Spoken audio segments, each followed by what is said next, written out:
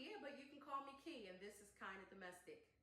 Today, you are going to watch me prepare food for my family. We're normally a family of 5, but my dad is here from out of town, so we're cooking for a family of 6. On the menu, we are having smothered chicken thighs, rice, and collard greens. You got your protein, your starch, and your veggies, so we're keeping it simple. I intend for this to be a quick meal, meaning we should be eating within an hour to an hour and a half. If this is something that you would like to watch, I just ask that you like and subscribe and stay tuned.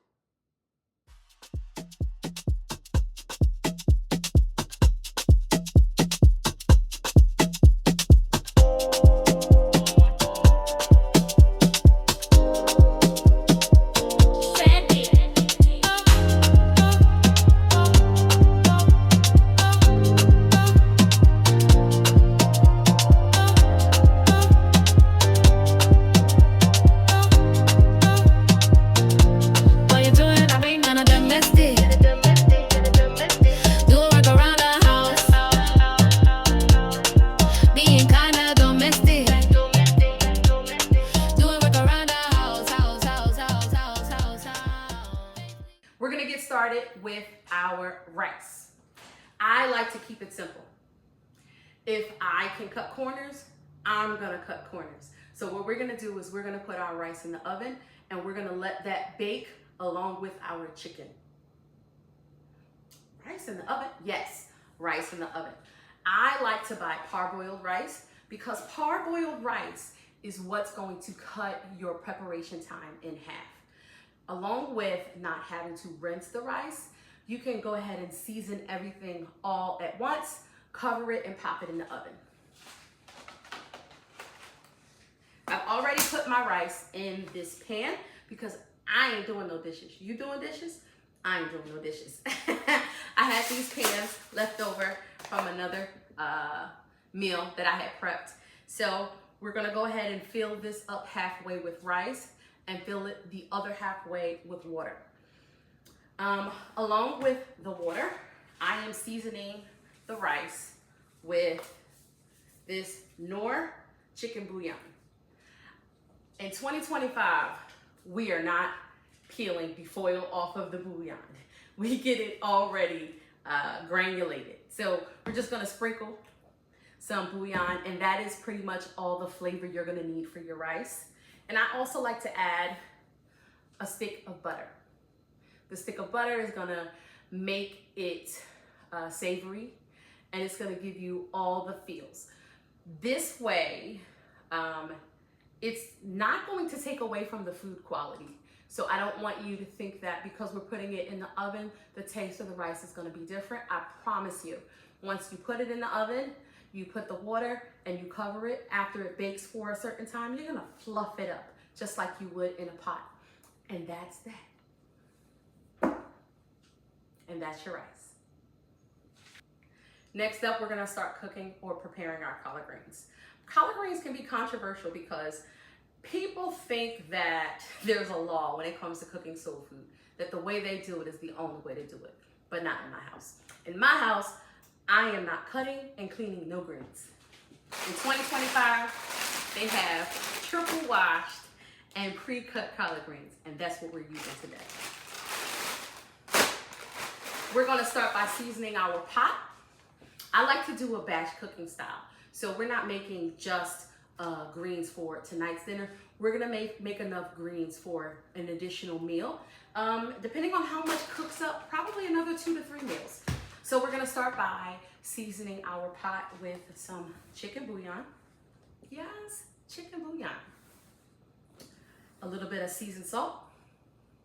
Did y'all know that it's seasoned salt and not seasoned salt? Child, the more you know.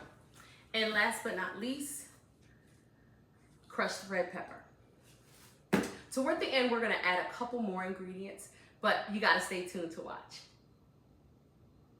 All right, let's get those greens in the pot.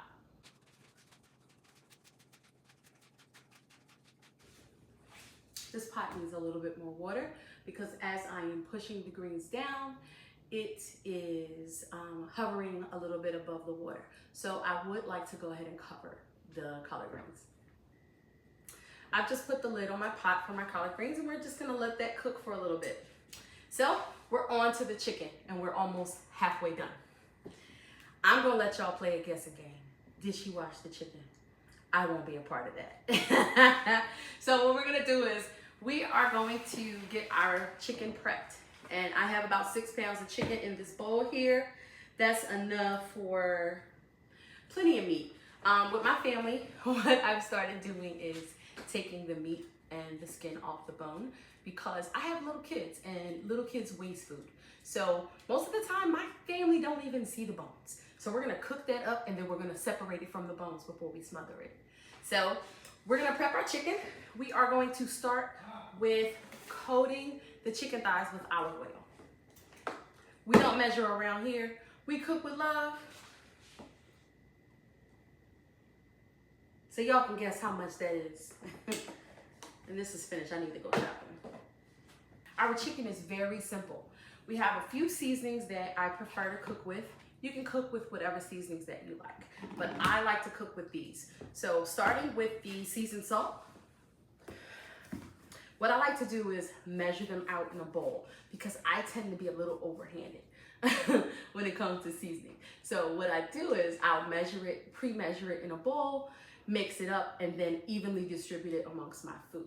So we're gonna start with portions. So I use a bowl because in the bowl, you can clearly see how much or the ratio. So what I like to do is I will fill this up about 1/3 the way with some seasoning salt. And 1, 2, 3, 4, 5, 6. So these 6 seasonings will be evenly distributed in the bowl, and we're gonna give it a good mix. So what does that mean? What does that look like? So say for instance, the bottom of the bowl, right? If the bottom of the bowl, if you measure it out into thirds, 1/3 of this section will be reserved just for the seasoned salt. All these other seasonings do not have salty contents. So that means that my food will not be overpowered by salt.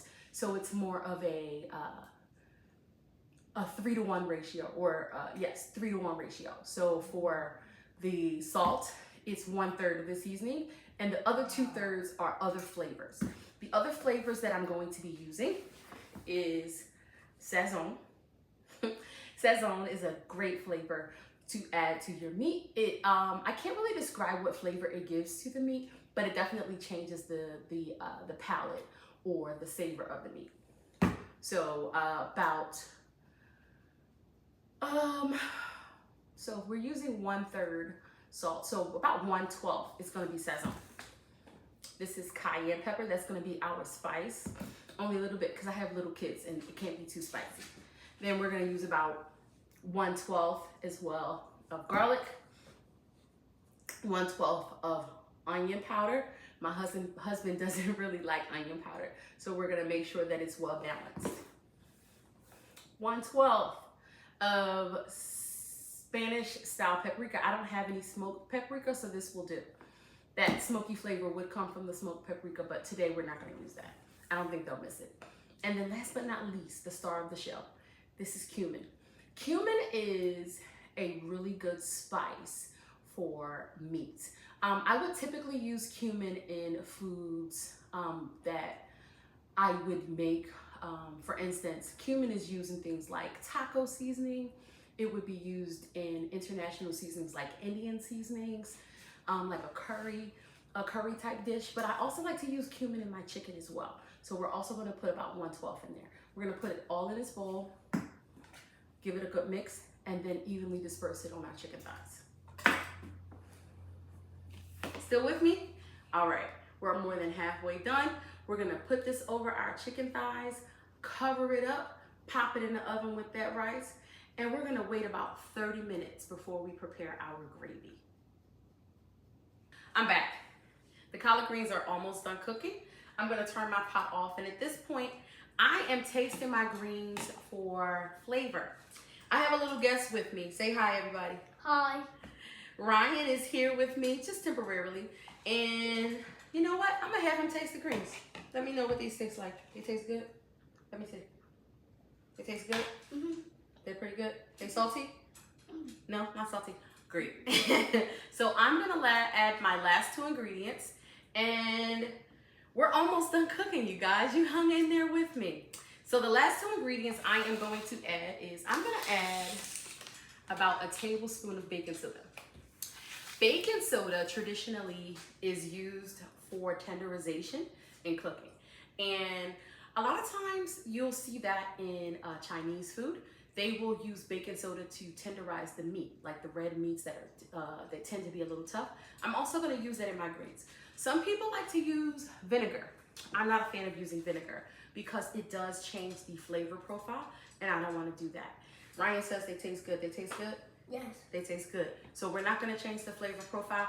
We're just going to add a little bit of sugar because I tasted them too, and they are a little bit bitter for my taste. So I'm going to add a little bit of sugar, probably about a tablespoon of sugar and a tablespoon of baking soda. So that way they can tenderize and not be as tough as collard greens tend to be. And we are almost done. Off camera, I went ahead and got 2 tablespoons of butter and my flour, and we're going to prepare our roux. The roux is the start of a gravy, combining the stock from the baked chicken and a little bit of water, the butter and flour. We are going to whisk it together. I take about 2 tablespoons of flour and whisk it along with that stock and butter and a little bit of the leftover seasonings from the chicken. We're going to whisk it and pop it in the microwave for about a minute just to make it thicken up. That is my little hack for a quick gravy. If you don't want to get another pan dirty, if you don't want to waste time with having to wait for it to melt down, this is a quick hack for you.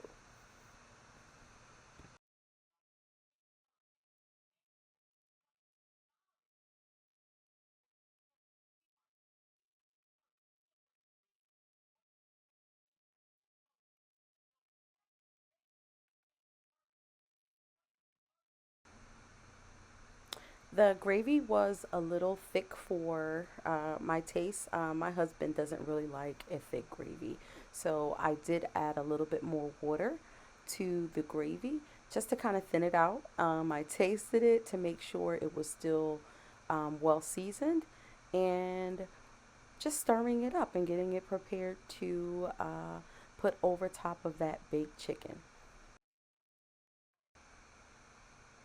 We're almost done. We took that chicken out of the oven, put it on this trivet here so that my counter doesn't get too hot, and we're about to smother it with gravy.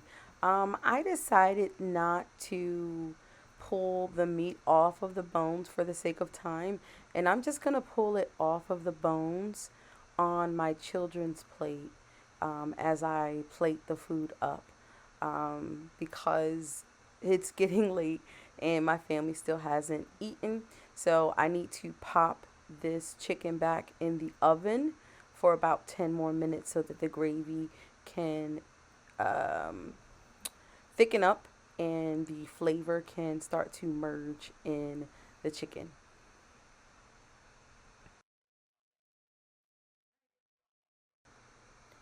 Dinner is all done.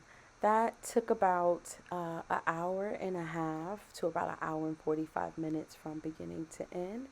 I hope you enjoyed. I hope you learned something. And I hope you like and subscribe. Until the next video, remember, just because you're unemployed does not mean you're unproductive. I am Key, and this is Kinda Domestic. Have a lovely day and be blessed.